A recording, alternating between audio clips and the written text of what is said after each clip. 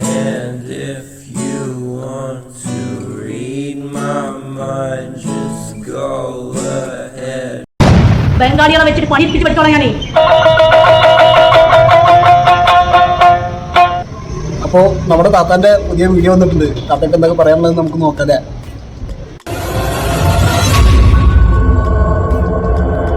പിന്നെ വേറെ ഒരുത്തരുണ്ട് ഇങ്ങനെ ഇന്റെ വീഡിയോ ഇങ്ങനെ കട്ട് ചെയ്ത് ഓൻ എന്താ ചെയ്യുന്നത്? ഓനക്കൊന്ന് ജീവിക്കണം, അതിന് എന്തെങ്കിലും ഒരു വിഷയം കിട്ടണം. നാളെ ഞാൻ ചെറുപ്പിന്റെ കൊണ്ടുവന്നാലും ഓൻ കട്ട് ചെയ്തിടും. ഓനക്ക് വട്ടച്ചെലവിനുള്ള പൈസ കിട്ടണം. അതിന് ഓൻ എന്തെങ്കിലുമൊക്കെ ഇങ്ങനെ കാട്ടിക്കൂട്ടിക്കൊണ്ട് വെക്കും.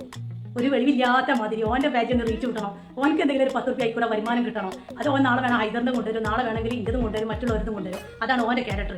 குவாரண்டைன்ல எல்லாரும் தான் யூஸ் பண்ணிட்டு இருக்காங்க. இதா டாய்ஸ் யூஸ் பண்ணல, வெஜிடபிள்ஸ் தான் யூஸ் பண்றாங்க. Carrot, cucumber, radish.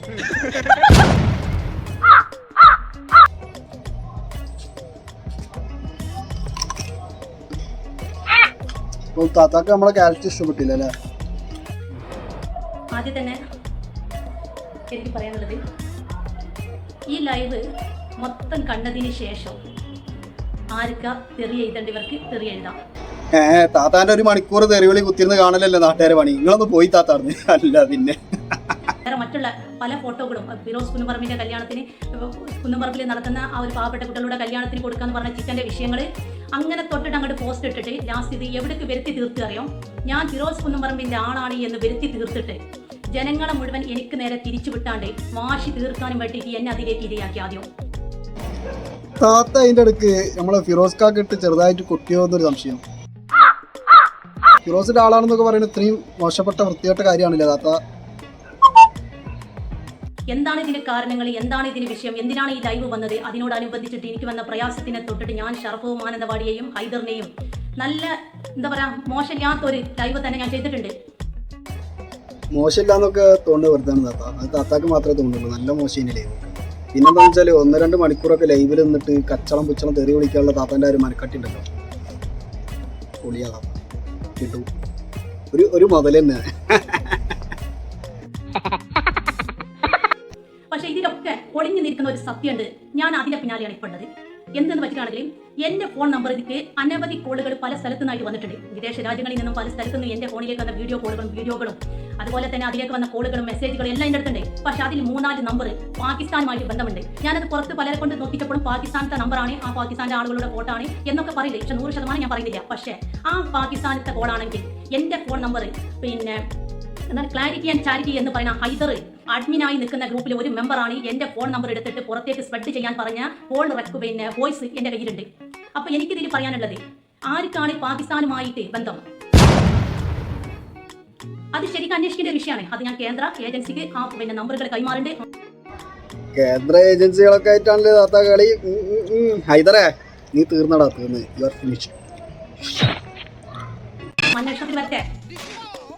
അപ്പം അതിലുള്ള ഒരു മറ വെച്ചാൽ മറ്റുള്ള ചാരിറ്റിക്കാരെ ടാർഗറ്റ് ചെയ്തിട്ട് ആഞ്ഞടിക്കുമ്പോൾ അവനാന്റെ രഹസ്യങ്ങൾ പുറത്തേക്ക് വരാനാണ് ഇതൊക്കെ ടാർഗറ്റ് ചെയ്യുന്നത് എന്നുള്ളത് ഞാൻ സംശയിക്കുമ്പോൾ അവനവന്റെ ബന്ധങ്ങൾ പുറത്തുള്ള പിന്നെ രാജ്യമായിട്ട് പുറത്തുള്ള ബന്ധങ്ങൾ പുറത്തേക്ക് വരാതിരിക്കാൻ വേണ്ടിയിട്ടാണ് ഈ ഒരു കളി കളിക്കുന്നത് ഞാൻ സംശയിക്കുന്നത്. കാരണം എല്ലാതെ എങ്ങനെ സംഭവിച്ചത് അന്വേഷിക്കട്ടെ. താത്ത പറഞ്ഞത് കോള് വന്നത് പാകിസ്ഥാനിൽ നിന്ന് കോള് വന്നത് താത്താക്കാണെന്നാ. അപ്പോൾ ശരിക്ക് പാകിസ്ഥാനായിട്ട് ബന്ധം താത്താക്കല്ലേ വരിക? അല്ല ഇനിയിപ്പോൾ പാകിസ്ഥാനിൽ നിന്നൊരു കോള് വന്നെന്ന് വിചാരിച്ചിട്ട് തൂക്കിക്കൊല്ലാനുള്ള വകുപ്പൊക്കെ ഉണ്ടോ അവിടെ? പാവം നമ്മളെ സാനിയ മിർസൊക്കെ ഓക്ക് കോളല്ല, അവള് പാകിസ്ഥാനിൽ ഒരു തന്നെ കല്യാണം കഴിച്ചിരുന്നു. അവളൊക്കെ തീർന്നു കേട്ടോ, രക്ഷയില്ല. ഒരു സ്ത്രീയാന്ന് വിചാരിച്ചിട്ട് അവളെ പേരിൽ എന്ത് അപരാധം പറഞ്ഞിട്ടാക്കുക അവർക്ക് പ്രതികരിക്കാൻ പാടില്ല. അവൻ എന്താണ് പൂവങ്കോയി കൂയ്യാലെ നേരം വെളുക്കോളും, പെടക്കോയി കൂയ്യാ നേരം വെളുക്കൂല എന്നുള്ള ഈ ചിന്താഗതിയാണ് ആദ്യം മാറ്റേണ്ടത്. പൂവങ്കോഴി കൂവിയാലും പെടക്കോഴി കൂവിയാലും നേരം വെളുക്കുന്നു തോന്നില്ല താത്ത. അതിന് സൂര്യൻ ഉദിക്കന്നെ വേണം. പിന്നെ ഈ കോഴി കൂവിയാലെ നേരം വെളുക്കും എന്നുള്ള താത്താൻ്റെ ഒരു ചിന്താഗതി ഉണ്ടല്ലോ, അതാണ് ആദ്യം മാറ്റേണ്ടത്. പിന്നെന്താ സ്ത്രീകൾക്കെതിരെ എന്തോന്ന് പറഞ്ഞല്ലോ, എങ്ങനെയാണ് താത്ത അന്ന് പറഞ്ഞുപിടിക്കി. ആ ഫോട്ടോ ഞാൻ ഒരു കമന്റില്ല, ഞാൻ ആ വീഡിയോ കണ്ടിട്ടില്ല. ഈ വീഡിയോ ആണോ ഫോട്ടോ ആണോ എനിക്കറിയാം. വീഡിയോ എടുത്തിട്ട് നിൽക്കുന്നുണ്ട്, ഓൾ എടുത്തിട്ട് ഇങ്ങനെ എൻ്റെ മേത്ത് ഞാൻ ജാതി നിൽക്കുന്നുണ്ട്. അതാണ് ഞാൻ കണ്ടത്. ആ ഒരു പെണ്ണിന്റെ മുഖം നീ മറച്ചിട്ടുണ്ട്. സീനായിട്ട് പോസ്റ്റ് ചെയ്യുന്ന ഒരാളെ മുഖം ചാരിറ്റി കൊടുക്കുന്നത് മറച്ചു വെക്കലുണ്ട്. അല്ലാതെ എനിക്കെതിരെ തിരിഞ്ഞ ഒരാളെ മുഖം ഞാൻ മറച്ചു വെച്ചിട്ടില്ല. ഈ സമൂഹത്തിന്റെ മുന്നിലേക്ക് എൻ്റെ ഫോട്ടോ വന്നിട്ടുണ്ട്. പിന്നെ എനിക്ക് എൻ്റെ കുടുംബത്തിനെ എനിക്കും എൻ്റെ വാട്സപ്പ് കൂട്ടായ്മയ്ക്കും ടാർഗറ്റ് ചെയ്യണമെങ്കിൽ ഞാൻ പുറത്തേക്ക് വിടുമ്പോൾ ഏത് വിടും അന്റെ ഭാര്യന്റെ മുഖമാണ് പുറത്ത് വിടുക. നീ അത് മറച്ചു വെച്ചിട്ട് നീയായിട്ട് എന്നെ ക്രിയേറ്റ് ചെയ്തിട്ട് ജനങ്ങളെ മുന്നിലേക്ക് ഇട്ട് കൊടുക്കുക. അന്റെ ഒക്കെ തൊലിക്കട്ടി അപാരല്ലേ മോനെ, ഇതൊന്ന് ആലോചിച്ച് നോക്കി. സമ്മതിക്കണം, അപാര തൊലിക്കട്ടി തന്നെയല്ലേ താത്ത.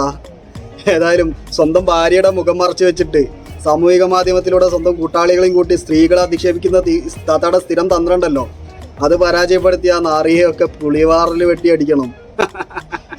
കുറുബുദ്ധിയാണതേ, നിന്റെ കുറുബുദ്ധിയാണതേ. കുറുബുദ്ധിയോ? അതെന്ത് പണ്ടാരോ? അനക്ക് മറ്റ് രാജ്യങ്ങളായിട്ടുള്ള ബന്ധം എന്താണ്?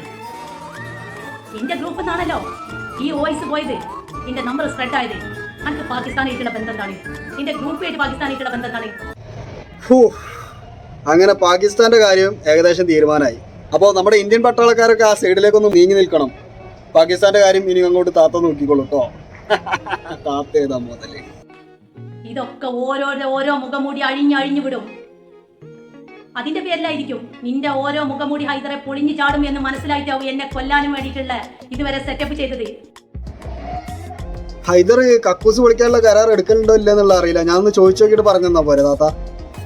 നിന്നൊക്കെ പള്ളി കമ്മിറ്റിയിൽ വെച്ചുകൊടുക്കണം, നാട്ടുകാരെ സമ്മതിക്കണം. അതുപോലെ തന്നെ ഹൈദർ മധുവിന്റെ പള്ളി കമ്മിറ്റിയുടെ സെക്രട്ടറിയേറ്റ് എന്നോ അതിന്റെ ആദ്യമായിട്ട് പറയുന്നത് എപ്പം കണ്ടാലും അവൻ പറയും ഞാൻ പള്ളി കമ്മിറ്റിയുടെ സെക്രട്ടറിയാണ്, ഞാൻ മാർക്സിസ്റ്റ് പാർട്ടിന്റെ ഭാരവാഹിയാണെന്നൊക്കെ പറയുന്നേക്കാം. അന്നൊക്കെ ആ പാർട്ടിയിലും ആ പള്ളി കമ്മിറ്റിയിലും വെച്ചുകൊണ്ട് നിൽക്കണ പോലെ സമ്മതിക്കണം. ഏതായാലും ഹൈദർ മധുവിനെ മറ്റേ പാർട്ടിയിൽ നിന്നും പള്ളി കമ്മിറ്റിയിൽ നിന്നും ഒക്കെ മാറ്റിയിട്ട് അതിന് പകരമായിട്ട് താത്താനെ നിയമിക്കുന്ന കാര്യം അത് ഞാനൊന്ന് ശുപാർശ ചെയ്ത് നോക്കാം, ചിലപ്പോൾ നടന്നാലോ.